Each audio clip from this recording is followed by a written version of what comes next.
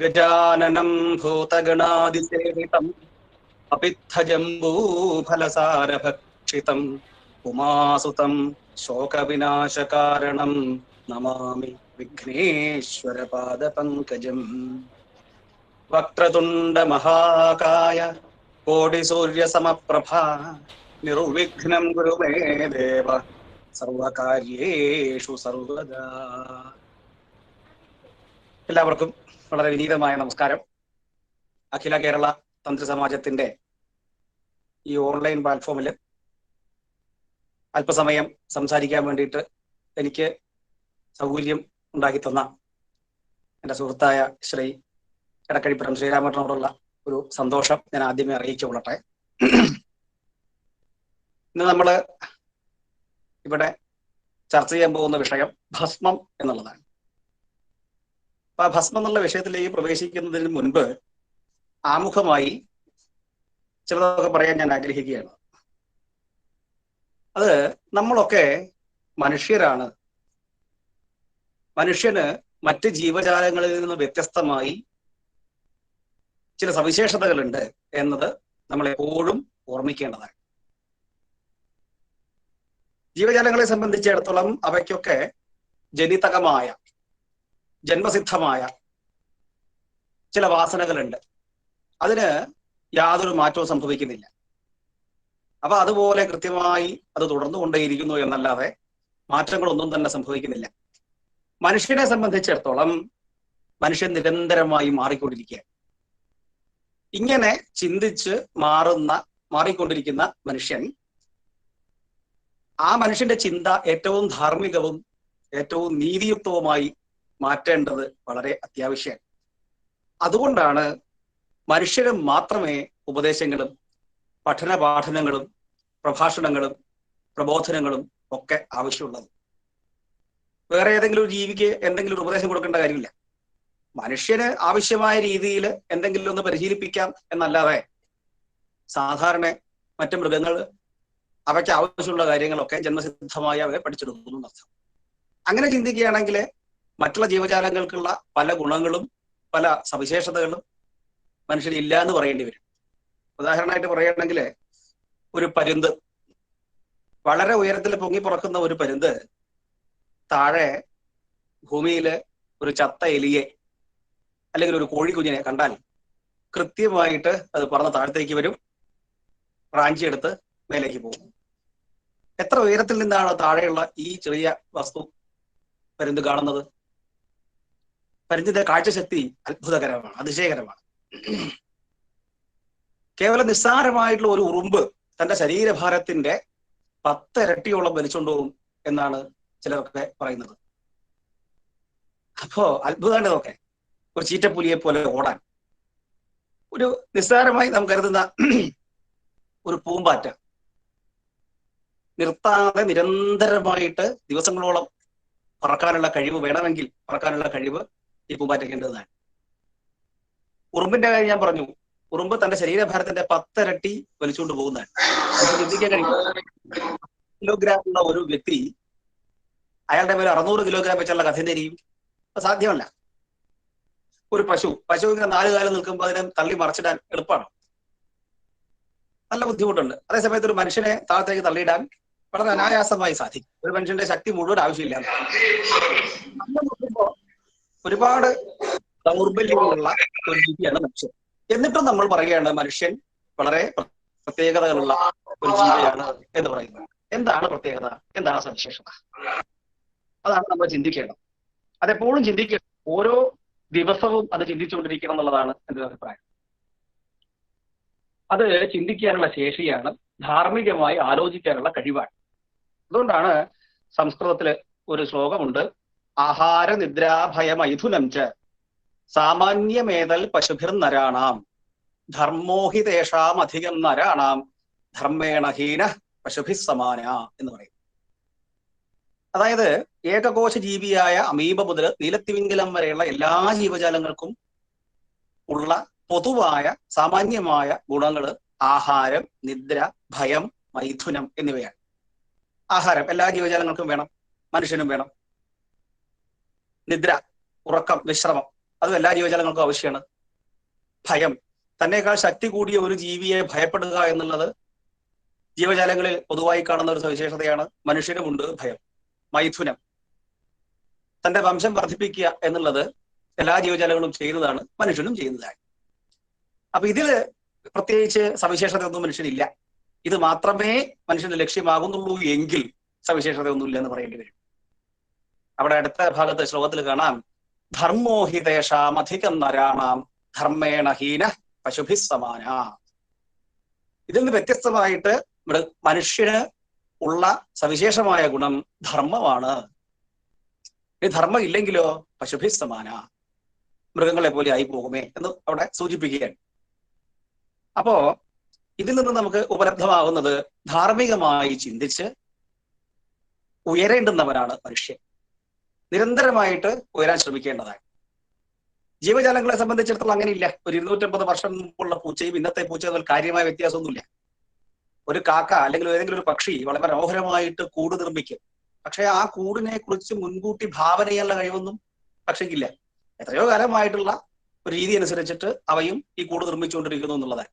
അപ്പൊ ഇത്രയും ഞാൻ വിശദീകരിക്കാൻ ശ്രമിച്ചു വരുന്നത് എന്താ വെച്ചാൽ, മനുഷ്യന് ഈ കഴിവ് മാത്രമേ ഉള്ളൂ, ചിന്തിക്കാനുള്ള കഴിവ് മാത്രമേ ഉള്ളൂ, ചിന്തിച്ചിട്ട് ഉയരാനുള്ള കഴിവ് മാത്രമേ ഉള്ളൂ. അഥവാ ചിന്തിച്ചിട്ട് അതിനനുസരിച്ചിട്ട് പ്രവർത്തിക്കാനുള്ള കഴിവ് മനുഷ്യന് ഉണ്ട്. വെറുതെ പറഞ്ഞ അങ്ങനെയാണ്. അപ്പൊ അങ്ങനെ ചിന്തിച്ച് ഉയരാൻ കഴിയുന്ന മനുഷ്യന്റെ ചിന്തിച്ചെത്തിച്ചേരാവുന്ന ഏറ്റവും വലിയ തലത്തെക്കുറിച്ച് ഭാരതീയരായ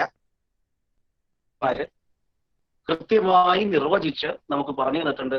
അതാണ് മോക്ഷം എന്ന്. അപ്പൊ മനുഷ്യജീവിതത്തിന്റെ ലക്ഷ്യം മോക്ഷമാണ്. അത് പറയാനാണ് ഞാൻ ഈ അമുഖം ഉപയോഗിച്ചത്. മോക്ഷം, അതാണ് മനുഷ്യൻ ലക്ഷ്യമാക്കി വെക്കേണ്ടത്. എല്ലാവരുടെയും ലക്ഷ്യമാണോ മോക്ഷം എന്ന് ചോദിച്ചാൽ അല്ല എന്നൊക്കെയുള്ള ഉത്തരം ധാരാളം ഉണ്ടായിന്ന് വരും. പക്ഷെ മനുഷ്യന്റെ ലക്ഷ്യമായിരിക്കേണ്ടത് മോക്ഷം എന്നതാണ്. മോക്ഷ ശബ്ദത്തിന്റെ അർത്ഥം മുക്തി, കൈവല്യം, നിർവ്വാണം, ബ്രഹ്മപദപ്രാപ്തി, ഇങ്ങനെ പല പേരുകളിൽ മോക്ഷത്തെ നമ്മൾ സൂചിപ്പിക്കാറുണ്ട്. അവിടെ അർത്ഥമാക്കുന്നത് എല്ലാ തരത്തിലുള്ള അജ്ഞാന ബന്ധനങ്ങളിൽ നിന്നുമുള്ള മോചനമാണ് മുക്തി. അജ്ഞാനങ്ങളുടെ എല്ലാ ബന്ധനങ്ങളും തീരണം. സുഖവും ദുഃഖവും അമിതമായിട്ട് ബാധിക്കാത്ത സന്തോഷകരമായിട്ടുള്ള സച്ചിദാനന്ദ സ്വരൂപമായിരിക്കുന്ന ഒരു അവസ്ഥ മനുഷ്യന് ലഭിക്കണം. താൻ സച്ചിദാനന്ദ സ്വരൂപമാണ് എന്ന് തിരിച്ചറിയുന്ന അവസ്ഥ, അതാണ് മോക്ഷം. അത് ഇവിടെ ഈ ജന്മത്തിൽ തന്നെ സാധിക്കുന്നതാണ്. അപ്പൊ അങ്ങനെ ഒരു അതിവിശിഷ്ടമായിട്ടുള്ള തലത്തിലേക്ക് ഉയരുക എന്നുള്ളതാണ് മനുഷ്യന്റെ ജീവിതത്തിന്റെ ലക്ഷ്യം. ശരി, അപ്പൊ ലക്ഷ്യം പറഞ്ഞു കഴിഞ്ഞു. അപ്പൊ മനുഷ്യനാകാന്ന് പറഞ്ഞു, മനുഷ്യന്റെ ലക്ഷ്യം പറഞ്ഞു കഴിഞ്ഞു. ഈ ലക്ഷ്യത്തിലേക്ക് ഉയരാൻ വേണ്ടിയിട്ട് പ്രധാനപ്പെട്ട 3 മാർഗങ്ങളാണ് ഉള്ളത്. അത് ഭക്തിമാർഗം, കർമ്മമാർഗം, അതുപോലെ ജ്ഞാനമാർഗം എന്നുള്ളതാണ്. ഈ 3. ഞാൻ വിഷയത്തിൽ നിന്ന് വ്യതിചലിച്ച് പോകുന്നൊന്നുമില്ല, വിഷയത്തിലേക്ക് കൃത്യമായിട്ട് വരാൻ ശ്രമിക്കുക. അതിന് ആമുഖമായിട്ടാണ് ഇത് പറയുന്നത്. അപ്പോ ഭക്തിമാർഗം, ജ്ഞാനമാർഗം, കർമ്മമാർഗം, ഈ 3 മാർഗം. ഇവയ്ക്ക് സാമാന്യമായ വിശദീകരണം പറഞ്ഞ ശേഷം വിഷയത്തിലേക്ക് പ്രവേശിക്കാം. ഭക്തിമാർഗം എന്ന് പറയുന്നത് ആർക്കാണോ കാണുന്നതും കേൾക്കുന്നതും അനുഭവിക്കുന്നതും എല്ലാം ഈശ്വരൻ തന്നെയാണ് എന്ന് ഉറപ്പിക്കാനാവുന്നത്, ആർക്കാണോ നാമം ജപിക്കാൻ സാധിക്കുന്നത്, ആർക്കാണോ ക്ഷേത്രത്തിലെ ഉത്സവത്തിലൊക്കെ പങ്കെടുക്കാൻ സാധിക്കുന്നത്, നാമം ജപിക്കുമ്പോൾ കൂടെ ആർക്കാണോ ജപിക്കാൻ കഴിയുന്നത്, തീർത്ഥയാത്രയ്ക്കൊക്കെ പങ്കെടുക്കാൻ ആർക്ക് കഴിയുന്നുവോ, ഇങ്ങനെയുള്ള കുറെ ഗുണങ്ങളുള്ള വ്യക്തികളൊക്കെ ഭക്തിമാർഗത്തിലേക്ക് പ്രവേശിക്കേണ്ടതാണ്. ചിലർക്ക് അങ്ങനെ ചിലപ്പോൾ സാധിച്ചു എന്ന് വരില്ല. അപ്പോ അങ്ങനെയുള്ളവർ എന്ത് ചെയ്യും?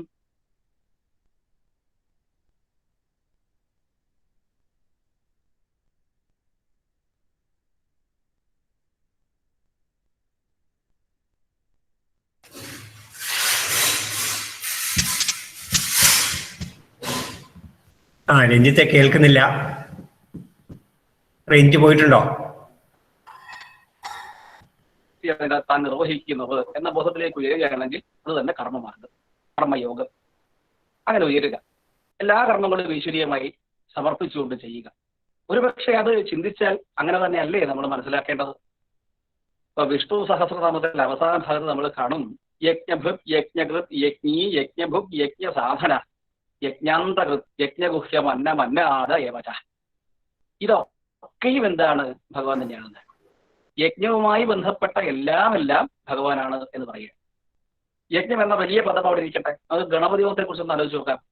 ഗണപതി ഹോമത്തിന് ഏറ്റവും പ്രധാനപ്പെട്ട വസ്തുക്കൾ ശർക്കരയും കൊട്ടത്തേങ്ങയാണ്. ബാക്കിയുള്ള കാര്യങ്ങളൊക്കെ വേണ്ടെന്നല്ല, ഏറ്റവും പ്രധാനമായിട്ട് ഇത് നിർബന്ധമാണ്. ശരി, ആലോചിക്കാം. തേങ്ങ പൊഴിച്ചിട്ട് ആ തേങ്ങ വളർന്ന് വലുതായി തെങ്ങായി മാറി, ആ തെങ്ങ് പൂക്കുല ധാരാളമായിട്ടുണ്ടായി, സൂക്ഷ്മജീവികൾ പരാഗണം നടത്തി തേങ്ങയായിട്ട് മാറി. തേങ്ങ പറിക്കുന്നത് വേറെ ആളാണ്, അത് പെറുക്കിക്കൂട്ടുന്നത് വേറെ ആളാണ്, തട്ടും പുറത്തേക്ക് ഇടുന്നത് വേറെ ആളാണ്, അവിടുന്ന് താഴത്തേക്ക് ഇടുന്നത് വേറെ ആളാണ്, അത് പൊളിച്ചു തരുന്നത് വേറെ ആളാണ്. ഈ തേങ്ങ കൊണ്ടുപോയി ക്ഷേത്രത്തിൽ കൊടുത്താൽ ക്ഷേത്രത്തിലെ മേൽശാന്തി ഗണപതിയോഗം കഴിച്ചു തരും. ഇങ്ങനെ ഒരു കൊട്ടത്തേക്ക് നമ്മൾ കയ്യിലൂടെ ക്ഷേത്രത്തിലേക്ക് എത്തുന്നത് വരെയുള്ള ഘട്ടങ്ങൾ ആലോചിച്ചാൽ എത്ര സഹായം കൊണ്ടാണ് നമുക്കത് സാധിക്കുന്നത് എന്നുള്ള വലിയ വിശാലമായ ഒരു ബോധത്തിലേക്ക് നമ്മൾ ഉയരുക. അങ്ങനെ ഉയർന്നുകൊണ്ട് കർമ്മം നിർവഹിച്ചാലും കർമ്മത്തിന്റെ ഫലം ലഭിക്കാനില്ല. കർമ്മത്തിന്റെ ഫലം സുനിശ്ചിതമാണ്. മഹാഭാരതത്തിൽ വളരെ വ്യക്തമായിട്ടത് പറയും. അതായത് അനേകം പശുക്കളുള്ള ഒരു മൈതാനം സങ്കല്പിക്കുക. ആ മൈതാനത്തിലേക്ക് ഒരു പശുക്കുട്ടിയെ അയച്ചുവിടുക. ഈ പശുക്കുട്ടിയുടെ തള്ളപ്പശുവിനെ കൃത്യമായിട്ട് ആ പശുക്കുട്ടിയെ കണ്ടുപിടിച്ചിരിക്കുക. അതുപോലെയാണ് കർമ്മത്തിന്റെ ഫലം.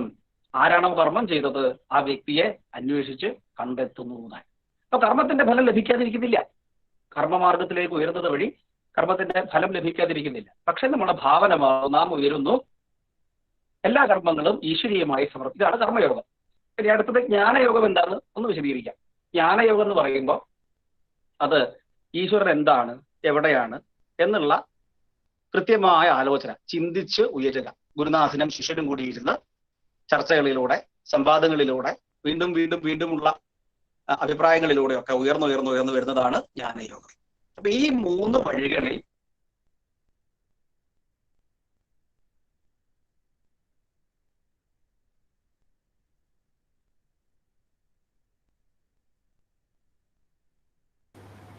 രഞ്ജിത്ത് മ്യൂട്ടായിട്ടുണ്ട്.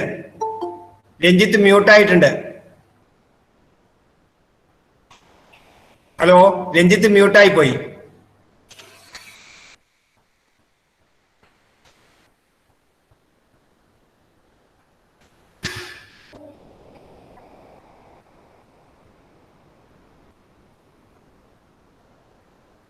രഞ്ജിത്ത് മ്യൂട്ടായിട്ടുണ്ട്.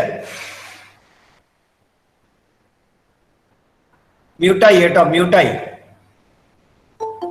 ഒന്ന് വീണ്ടും. രഞ്ജിത്ത് മ്യൂട്ടായിട്ടുണ്ട്.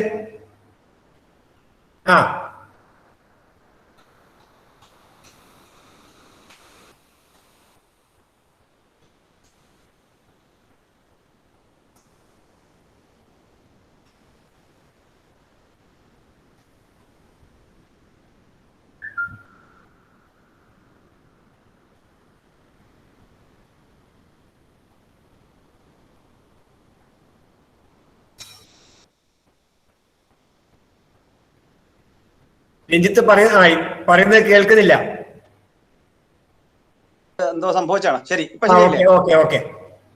എവിടെ വരെ കേട്ടു? പിന്നെ കേട്ടില്ല. ഭസ്മം തുടങ്ങിയിട്ടേ ഉള്ളൂ, ജസ്റ്റ് സ്റ്റാർട്ടിങ്. ഒന്നും ലക്ഷ്യം പറഞ്ഞു, മോക്ഷം ലക്ഷ്യം പറയാൻ കേട്ടില്ല. കർമ്മം അത് കഴിഞ്ഞു, ആ 3 പറഞ്ഞു കഴിഞ്ഞു, ഭസ്മത്തിലേക്ക് എത്തി. ശരി, ഓക്കെ. ഇനി അപ്പോ ഈ 3 മാർഗങ്ങളിൽ ഏതിലാണ് തന്റെ താല്പര്യമെന്ന് കണ്ടെത്തി അതിലൂടെ മുന്നോട്ട് പോവുക എന്നുള്ളതാണ് മനസ്സിലാക്കേണ്ടത്. ശരി, ഈ 3 മാർഗത്തിലും വളരെ പ്രാധാന്യം അർഹിക്കുന്ന ഒരു വിഷയമാണ്, ഒരു പരിശുദ്ധ വസ്തുവാണ്, ഒരു ഐശ്വര്യമുള്ള വസ്തുവാണ് ഭസ്മം. ആ ഭസ്മമാണ് ഇന്നത്തെ നമ്മുടെ വിഷയം. ആദ്യമായി ഭസ്മത്തിന്റെ ആധ്യാത്മികമായ തലം ഒന്ന് വിശദീകരിക്കാൻ ശ്രമിക്കാം.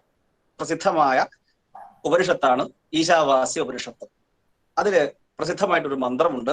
വായുരനിലം അമൃതം അഥേദം ഭസ്മാന്തം ശരീരം ഓം കൃതോസ്മര കൃതം സ്മര.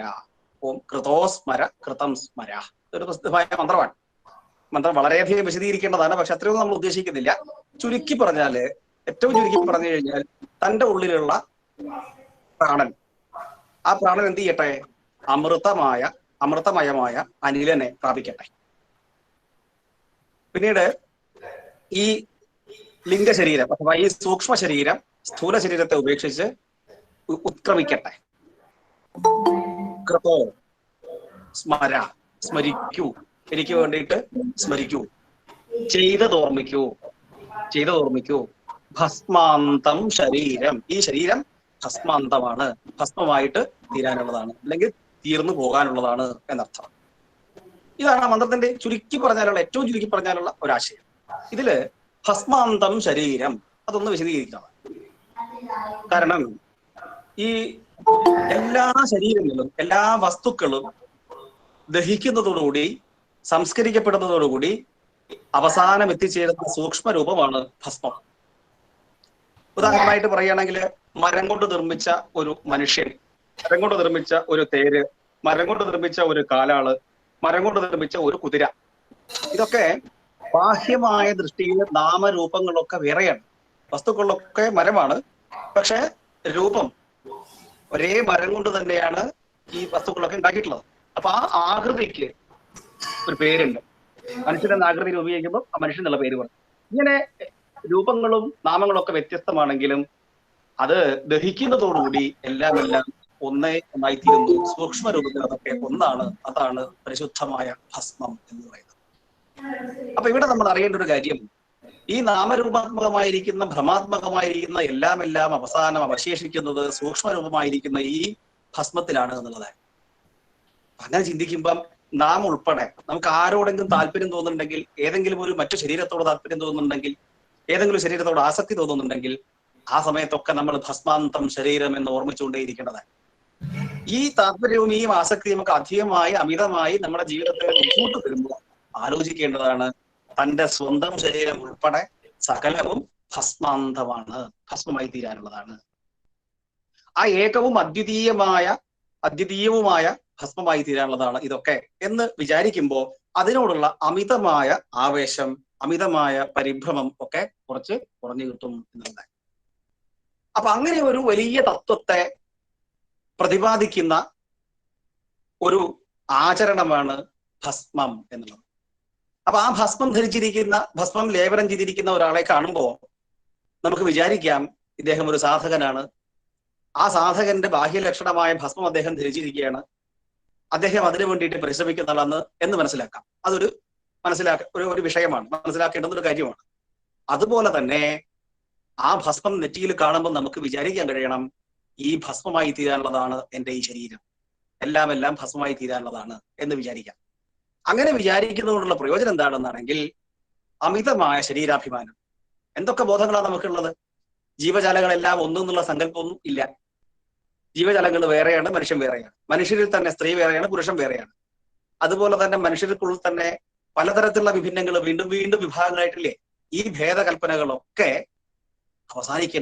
അവസാനിക്കുന്നതാണെന്നുള്ള അദ്വൈതത്തെ ബോധിപ്പിക്കുന്ന ഒരു സങ്കല്പമാണ് ഭസ്മത്തിന്റെ ആധ്യാത്മികമായ വശമായിട്ട് ഇവിടെ പറയാൻ ഞാൻ ആഗ്രഹിക്കുന്നത് തന്നെ. അപ്പോ ഭസ്മത്തെ കുറിച്ച് അങ്ങനെ പറഞ്ഞു കഴിഞ്ഞു. ഇനി ഭസ്മത്തിന്റെ വാക്കിന്റെ അർത്ഥം എന്ന് ചിന്തിച്ചാല്, ദീപ്തി എന്നർത്ഥമുള്ള ഭസ ധാതുവിൽ നിന്നും മനിൻ പ്രത്യയം ചേർന്നാണ് ഭസ്മ ശബ്ദം ഉണ്ടാവുന്നത്. അങ്ങനെയാണ് ഭസ്മം എന്നുള്ള ശബ്ദം ഉണ്ടാവുന്നത്.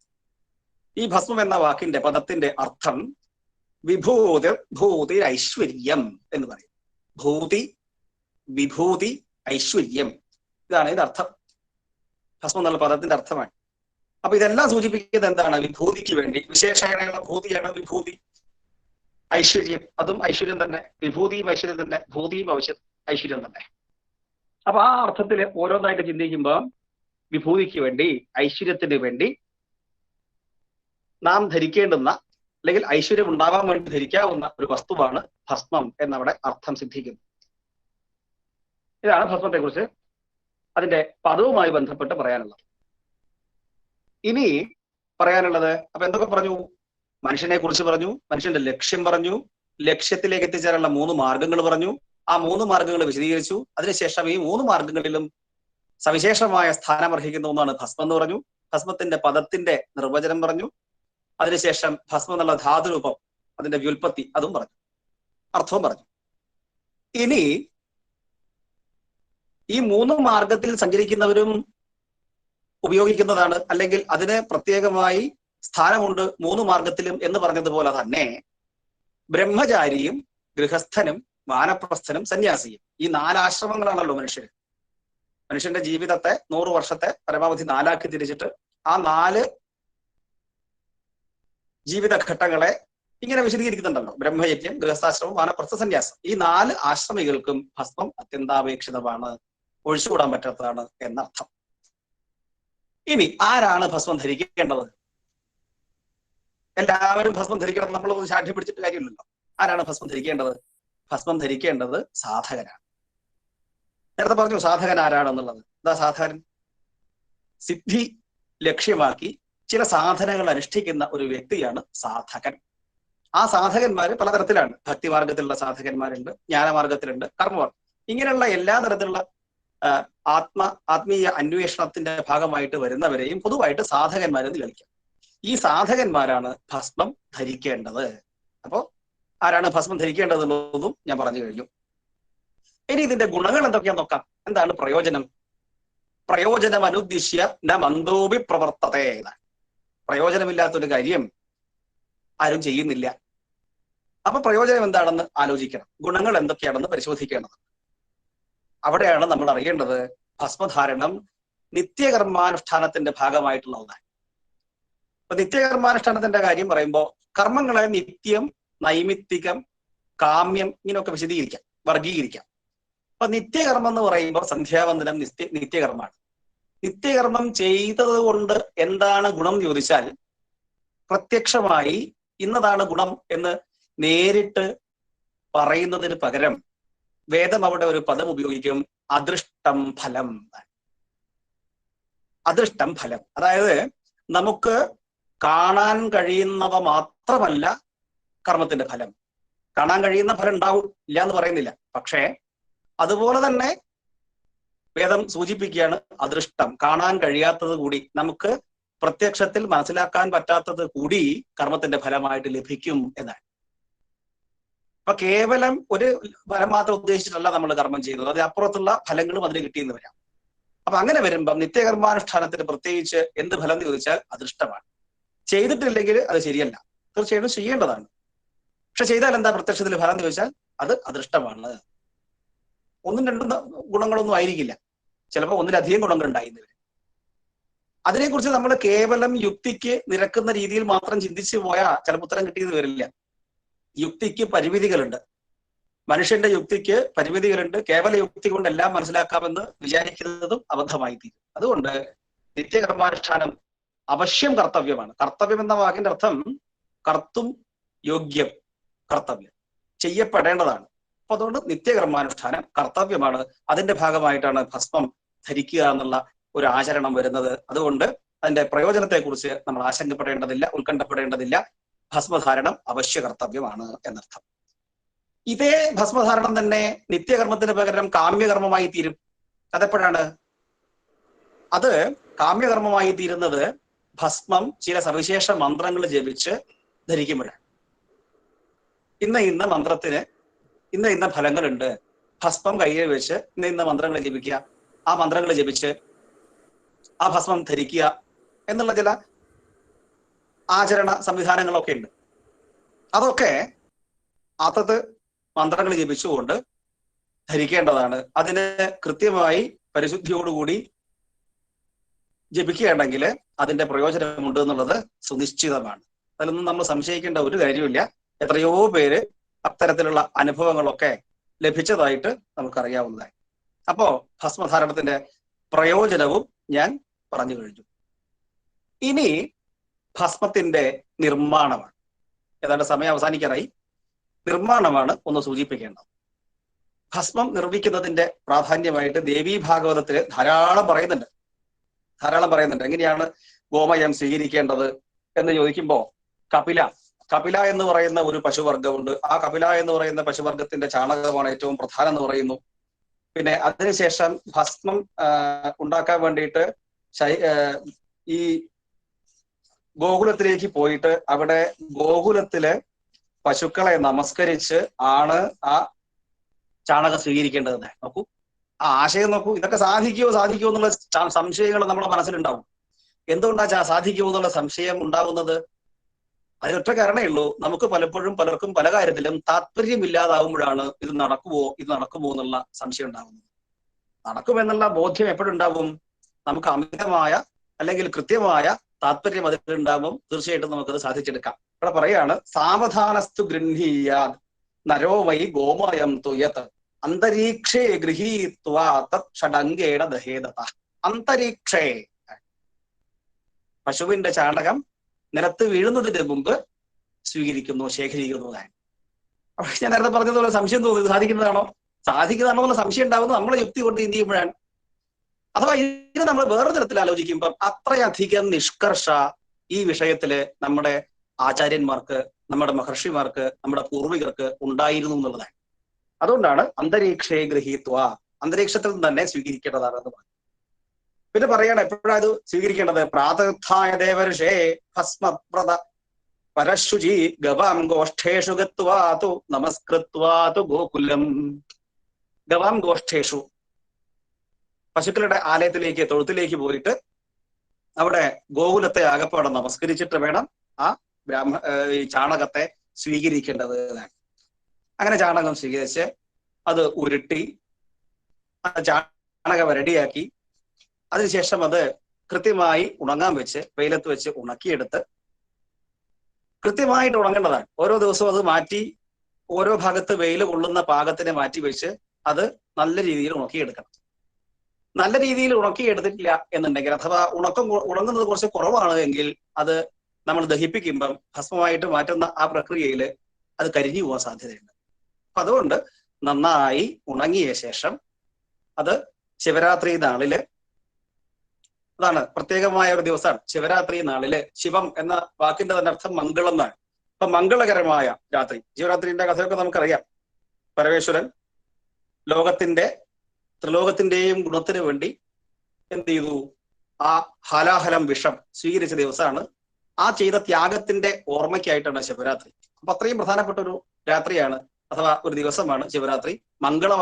മംഗളകരമായ ഒരു രാത്രി എന്നാണ് ആ വാക്കിന്റെ അർത്ഥം. അങ്ങനെയുള്ളൊരു ദിവസം വൈകുന്നേരം നമ്മൾ ഈ ഭസ്മം ഉമി ചേർത്ത് ദഹിപ്പിക്കുകയാണ്, അഗ്നിയിൽ ദഹിപ്പിക്കുകയാണ്. പഞ്ചഭൂതങ്ങളിലെ ദഹിപ്പിക്കുന്ന രണ്ട് വസ്തുക്കൾ, ഒന്ന് സംസ്കരിക്കാൻ വേണ്ടി ഉപയോഗിക്കുന്ന രണ്ട് വസ്തുക്കൾ, ഒന്ന് ജലമാണ്, മറ്റൊന്ന് അഗ്നിയാണ്. അപ്പൊ ജലത്തിന്റെ ഒരു ദൗർബല്യം, ജലം കൊണ്ട് ശുദ്ധീകരിക്കാൻ ഉപയോഗിച്ച ജലം അശുദ്ധമായി തീരും, പിന്നെ അത് ഉപയോഗിക്കാൻ കഴിയില്ല.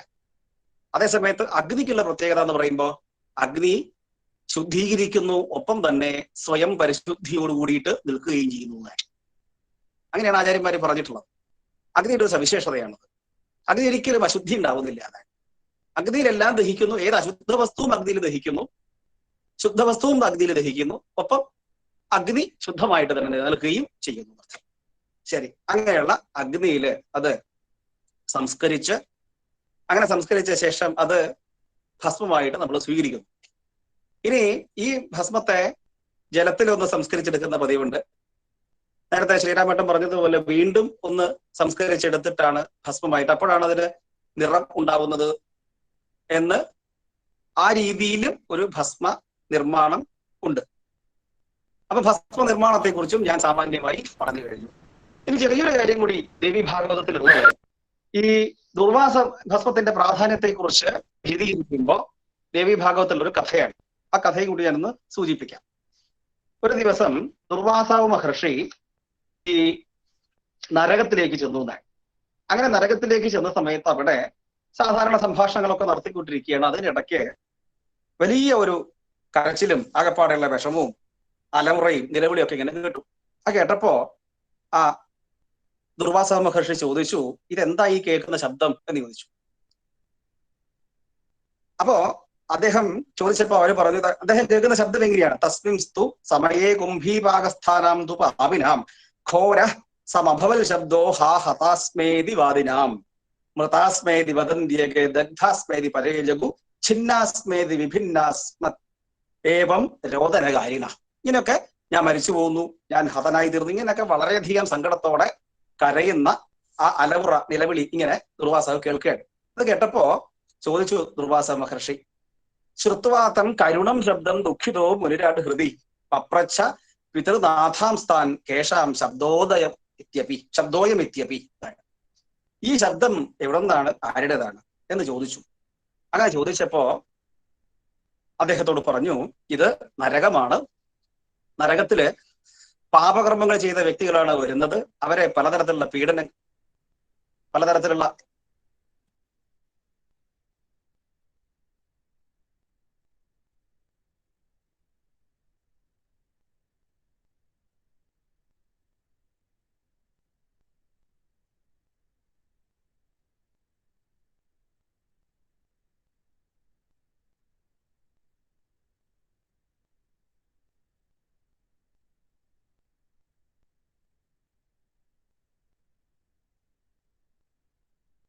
കേൾക്കാമോ? കേൾക്കുന്നുണ്ടോ? കേൾക്കുന്നുണ്ടോ? കേൾക്കാം. കേൾക്കുന്നുണ്ടോ? കേൾക്കുന്നുണ്ട്. ശരി ശരി ശരി, ഞാൻ പറയാം. അപ്പോ ദുർവാസ മഹർഷി ചോദിക്കുകയാണ് ഇതെന്താ കാര്യം എന്ന്. അപ്പൊ അവിടെ പറഞ്ഞു, അദ്ദേഹത്തോട് പറയുകയാണ്, പാപകർമ്മങ്ങൾ ചെയ്തവര് നരകത്തിലേക്ക് എത്തിച്ചേരുന്നു, അവരെ പലതരത്തിൽ പീഡിപ്പിക്കുന്നു എന്ന് പറയുകയാണ്. അപ്പൊ ആ ദുർവാസ മഹർഷി അവിടേക്ക് ചെന്നു. ശ്രൂയതേസ്മാഭിരനിശം വൈരാഗ്യം തശ്രുതേർ ഭവേത് ഇതി തേഷാം വചശ്രുത്വ മുനിരാ തദ്ദിദൃക്ഷയാ. തദ്ദിദൃക്ഷയ, ദിദൃക്ഷ എന്ന് പറഞ്ഞ വാക്കിന്റെ അർത്ഥം ദ്രഷ്ടും ഇച്ഛ ദിദൃക്ഷ. ജ്ഞാതും ഇച്ഛ ജിജ്ഞാസ എന്ന് പറയുന്നത് പോലെ ദ്രഷ്ടും ഇച്ഛ ദിദൃക്ഷ,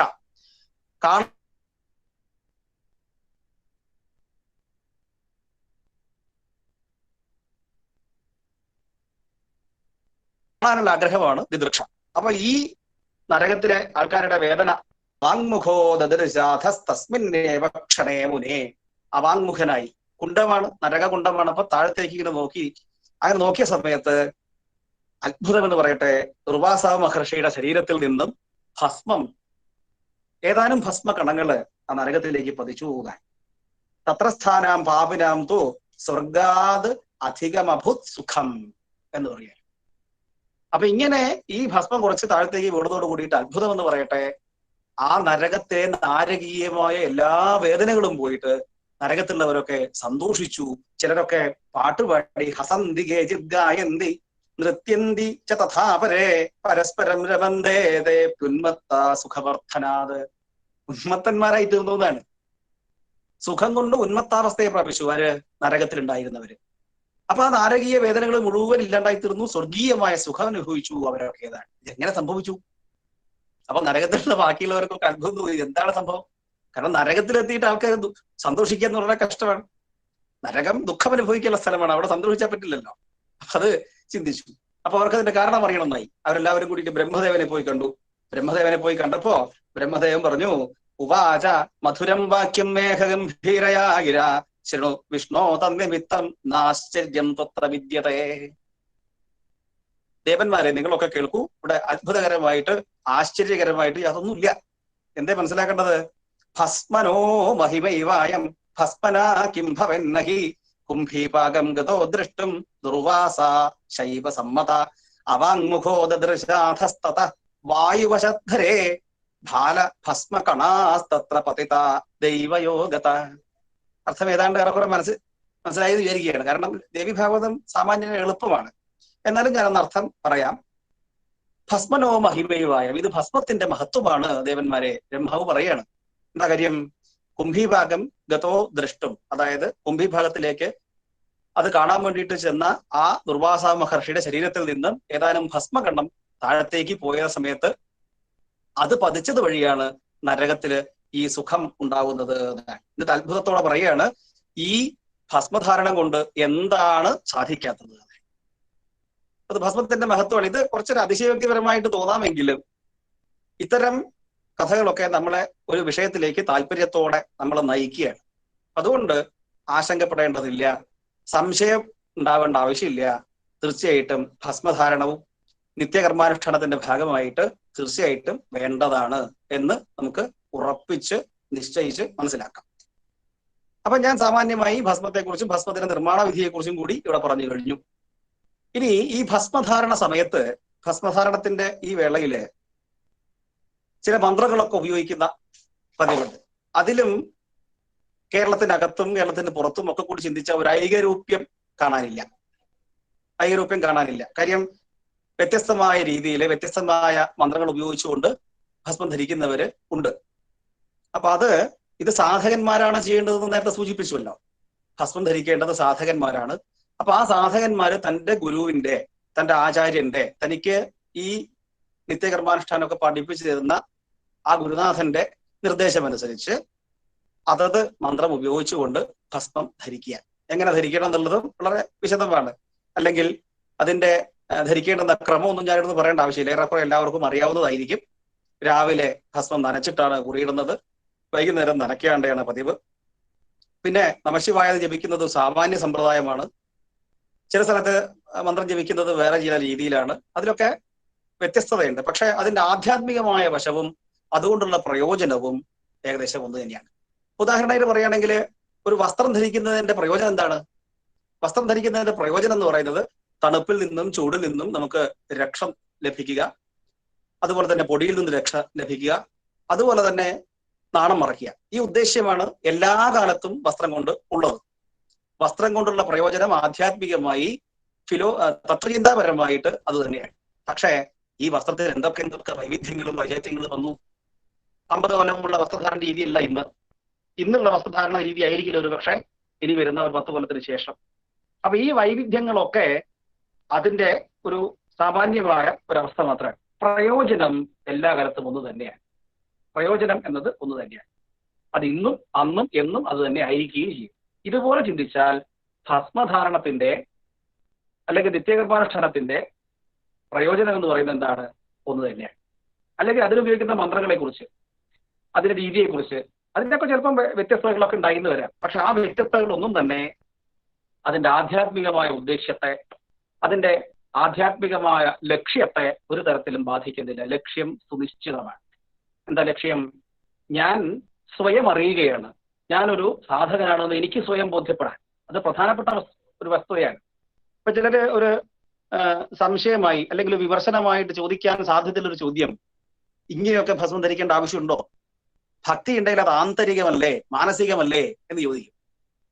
അതിങ്ങനെ പ്രകടനപരമായിട്ട് ധരിക്കേണ്ട ആവശ്യമുണ്ടോ എന്ന് ചോദിച്ചാൽ അവിടെ നമ്മൾ മനസ്സിലാക്കേണ്ട ആശയം ഇത് രണ്ട് തരത്തിലാണ് ഇതിന് ഉത്തരം പറയാൻ കഴിയുക. ഈ പ്രശ്നത്തിന് സമാധാനം 2 തരത്തിൽ പറയാൻ കഴിയും. ഒന്ന്, ആചാര്യന്മാരെ നിർദ്ദേശിച്ചതാണ്.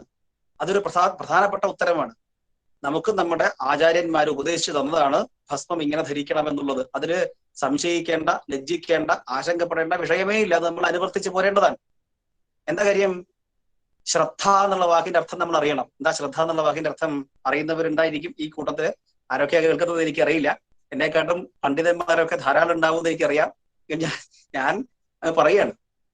ശ്രദ്ധ എന്നുള്ള വാക്കിന്റെ അർത്ഥം ശാസ്ത്രേഷു ഗുരുവാക്യേഷു സത്യബുദ്ധി അവധാരണ സാ ശ്രദ്ധ എന്നാണ്. ശാസ്ത്രത്തിലും ഗുരുനാഥന്റെ വാക്കിലും, ശാസ്ത്രം എന്ന് പറയുമ്പം ആധുനിക സയൻസ് അല്ല, ശാസ്ത്രം എന്ന് പറയുന്നത് ഭാരതീയ ശാസ്ത്രങ്ങൾ, അതാണ് ആ വാക്കിന്റെ അവിടുത്തെ ഉദ്ദേശ്യം. അപ്പൊ ആ ഭാരതീയ ശാസ്ത്രങ്ങളിലും ഗുരുനാഥന്റെ വാക്കിലും ഉള്ള സത്യബുദ്ധി ആണ് ശ്രദ്ധാദാൻ. ആ ശ്രദ്ധയുള്ളവരാണ് ഇത് നേടുന്നത്. ഭഗവത്ഗീതയിൽ പ്രസിദ്ധമായിട്ട് നാം വായിക്കും, ശ്രദ്ധാവാൻ ലഭതേ ജ്ഞാനം.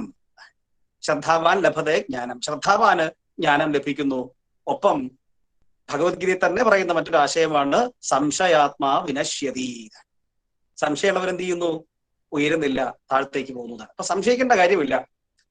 അത് നമ്മൾ എന്ത് നിസ്സാരമായ കാര്യത്തിൽ പോലും ആലോചിച്ചാൽ ശരിയാണ്. ഇപ്പൊ ക്ലാസ്സിൽ ടീച്ചർ വന്നു, ഒരു പാഠം പഠിപ്പിച്ചു. അങ്ങനെ പഠിപ്പിച്ച പാഠം അത് മനസ്സിലാവാതെ വരുമ്പോ ചില ഉദാഹരണങ്ങളൊക്കെ പറയും. ഈ ഉദാഹരണങ്ങളിൽ ഭ്രമിക്കേണ്ട ആവശ്യമില്ല. ഈ ഉദാഹരണങ്ങളെ കുറിച്ച് അമിതമായി ചിന്തിക്കേണ്ട കാര്യമില്ല. ലക്ഷ്യം എന്താണെന്ന് കൃത്യമായിട്ട് മനസ്സിലാക്കാൻ വേണ്ടിയിട്ടാണ് ഈ ഉദാഹരണങ്ങളൊക്കെ പറയുന്നത്. അതുപോലെ ഈ കഥകളൊക്കെ പറയുന്നത് ഈ കാര്യം നമ്മൾ കൃത്യമായി നിർവഹിക്കാൻ വേണ്ടിയിട്ടാണ്. ഞാൻ അവസാനിപ്പിക്കാൻ പോവാണ്. അപ്പൊ അതിന്റെ പ്രയോജനം പറഞ്ഞു കഴിഞ്ഞു. പ്രയോജനം കേവലം ആധ്യാത്മികമായി മാത്രമല്ല, ശാരീരികമായിട്ടുള്ള പ്രയോജനം ഉണ്ട്.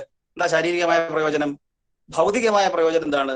ഭസ്മം ധരിക്കുന്നത് വഴി ആ ഭസ്മത്തിന്റെ, ചിലര് ഈ ഭസ്മ നിർമ്മാണത്തിന്റെ ഇടയിൽ സുഗന്ധദ്രവ്യങ്ങളൊക്കെ അതിൽ ചേർക്കും. ശീതളഛായ ലഭിക്കാൻ വേണ്ടിയിട്ട്, അല്ലെങ്കിൽ ഈ തണുപ്പ് കിട്ടാൻ വേണ്ടിയിട്ടുള്ള വസ്തുക്കളൊക്കെ അതിൽ ചേർക്കും. അപ്പൊ അങ്ങനെ വരുമ്പം തലയിൽ, നെറ്റിയിൽ അത് ധരിക്കുമ്പോൾ ഒരു തണുപ്പ് ലഭിക്കും. അത് ശരീരത്തിലെ ജലാംശം അത് കുറയ്ക്കും. ഇങ്ങനെയുള്ള കുറെ പ്രയോജനങ്ങൾ ഭൗതികമായിട്ട് നമുക്ക് മനസ്സിലാക്കാൻ ശ്രമിക്കാം. അപ്പോ ഞാൻ വീണ്ടും പറയാണ് ഒരു വാക്ക്, അദൃഷ്ടം ഫലം. വേദം ഒരു കർമ്മത്തിന്റെ ഫലം കേവലം കാണാൻ കഴിയുന്ന, കേവലം അനുഭവിക്കാവുന്ന ഫലം മാത്രമല്ല വേറെ നിർദ്ദേശിച്ച ഫലം. ഏതൊരു കർമ്മത്തിനും അദൃഷ്ടമായി കാണാൻ കഴിയാത്ത, മനസ്സിലാക്കാൻ കഴിയാത്ത, പിന്നീട് എപ്പോഴെങ്കിലും നമുക്ക് ബോധ്യപ്പെടുന്ന ഫലങ്ങൾ കൂടി ഒരു കർമ്മത്തിന്റെ പുറകിൽ ഉണ്ടായിരിക്കാം എന്ന് വേദം നമ്മളോട് പറയുകയാണ്. അതുകൊണ്ടാണ് അദൃഷ്ടം ഫലം എന്ന് പറയുന്നത്. അപ്പൊ അതുകൊണ്ട് ഭസ്മത്തിന്റെ ഒരു പ്രാധാന്യം സാമാന്യമായി എനിക്കറിയുന്നത് പോലെ ഞാൻ പറഞ്ഞു എന്ന് ഞാൻ വിചാരിക്കുകയാണ്.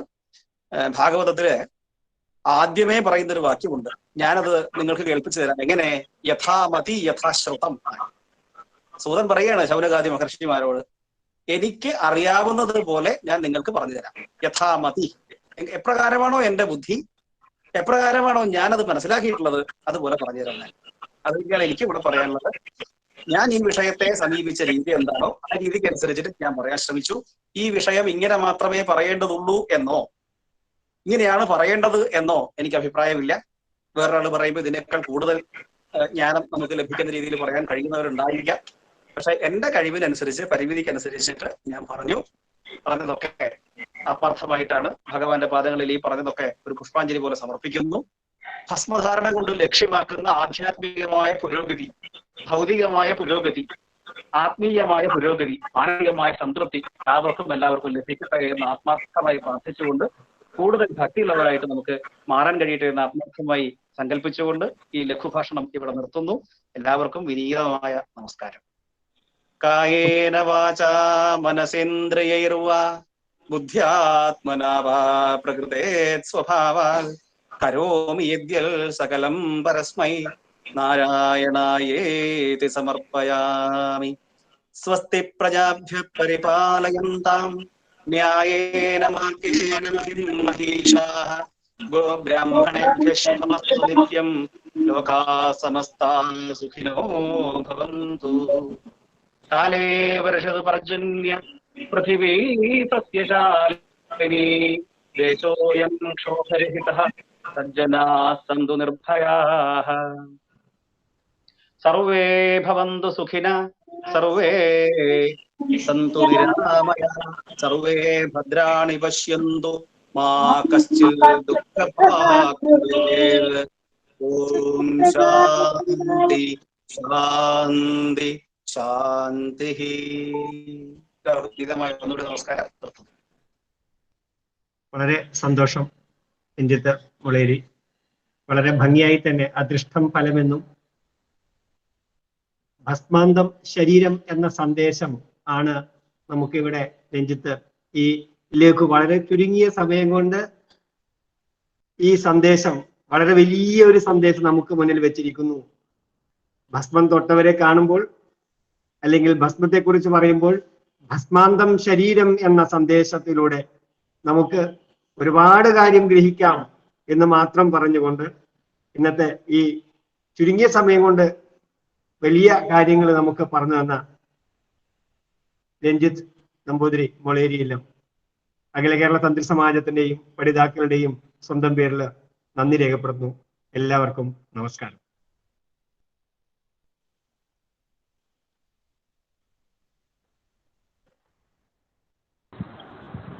നമസ്കാരം.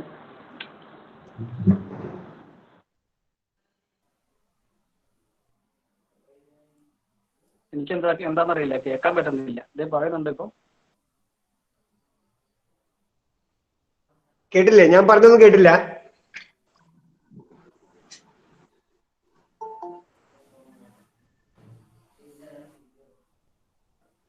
നദി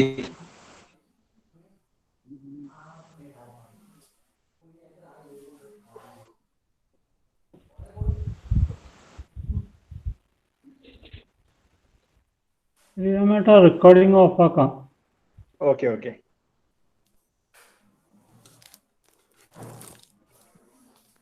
അവിടെ പോയിരുന്നു. പഠിതാക്കള് പഠന ക്ലാസ്സിലേക്ക് പോകാം. അവിടെ ഓപ്പൺ ചെയ്ത് വെച്ചിട്ടുണ്ട്. ശരി.